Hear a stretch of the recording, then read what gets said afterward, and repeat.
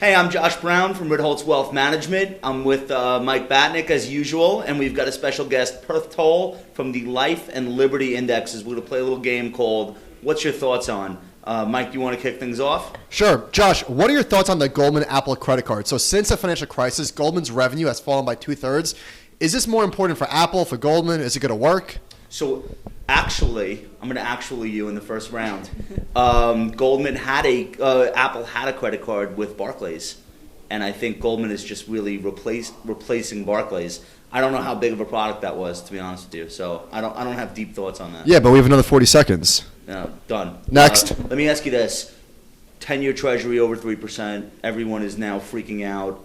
But when we were at 2.9, like nobody was like, what are your thoughts on this magical level of 3? How much should it matter?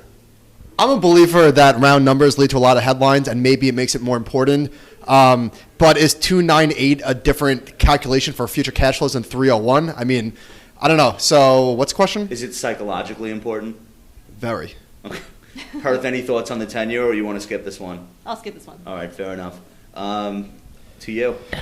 So what are your thoughts on Robinhood's valuation? It's now $6 billion, and the two co-founders are each billionaires on paper. Well, it makes sense that it would be that high of a valuation. It's very profitable business, free trading. So I totally understand. I think that it makes perfect sense just because they have the user growth, and that seems to be the only thing that matters to venture investors. Do you think that venture investors are going to make money on this? If they sell it, yes. I don't will they make money on it paying dividends to them? No. But that's okay too. I'll chime in on this. So my Please. brother, who's a 21-year-old in college, uses Robinhood, and he's very loyal to it. So maybe there's something to it there. So got him to trade. But is he just there because it's free? Like, what happens if Fidelity goes free, or Schwab? That I don't know. I don't know. I can ask him, but he seems pretty loyal. Well, whatever their margins suck, but they're making up for it on volume. Right. Yeah. Mike, people seem to be calling every chart that they disagree with a chart crime. Are we overusing the term chart crime? What are your thoughts? I think we're underusing chart crimes. One of my favorites from last year was the S&P in terms of how many hours of labor it takes to buy the S&P 500. Did you see that one? No. Why would that even be a chart? It's a chart crime. How many hours of labor it takes to buy the S&P 500? Yeah, so 2000. Like one share? 2000 crash, and now we're approaching those levels, so buyer beware type of thing. Do you want to out the person that put that up? I think it was Bank of America. No. All right. We'll go next. I did not see this. I did not see this. I don't want to see this. We'll go next. To you. Oh, to me now. Okay. So Scott Galloway wrote over the weekend that he thinks that Spotify could be the fifth horseman. When I tweeted this, I got a lot of LOL pushback. They have 170 million users, 75 million are paid, and they think they have 37% of premium music users right now. So is that ridiculous? Fifth horseman, it's going to be as big as no, Netflix? but the next $100 billion company. I guess I don't. Are you like Apple Music, or are you?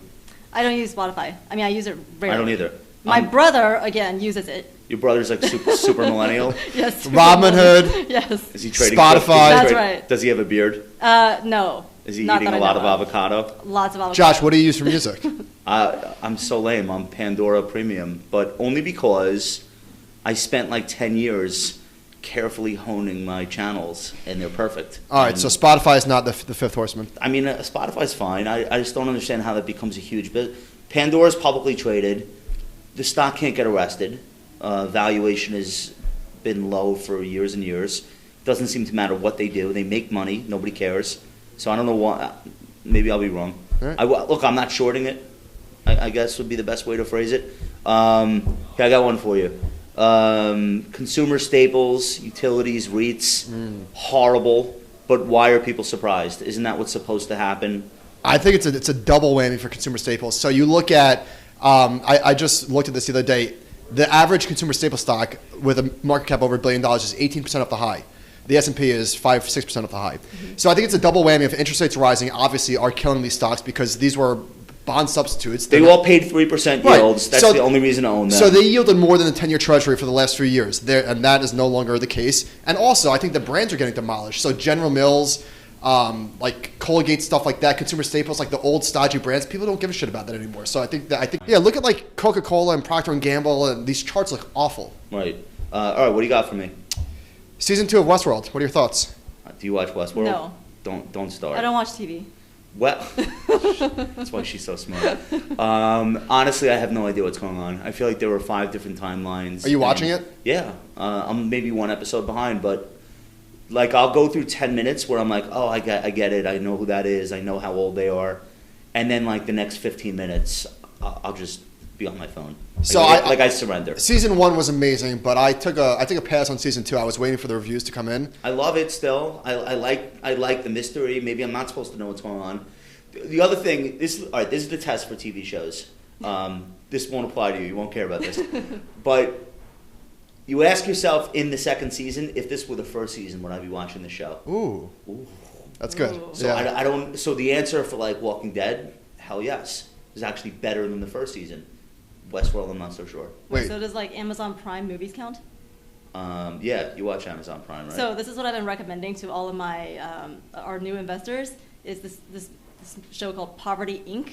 I would highly recommend that. So it talks about how aid to different countries doesn't really help them, and they actually need structured institutions and rule of law to bring these people themselves out of poverty. It's amazing. Poverty Inc. Could that show be more up your alley? Like I feel know. Like that's no, but that's not a show. It's just like a one-time. It like, sounds documentary. depressing. Do you watch it with the box of tissues? No, it's actually like super hopeful if you watch Popcorn. it because you see the human spirit in these countries and how they just want to lift themselves up out of poverty. It's amazing.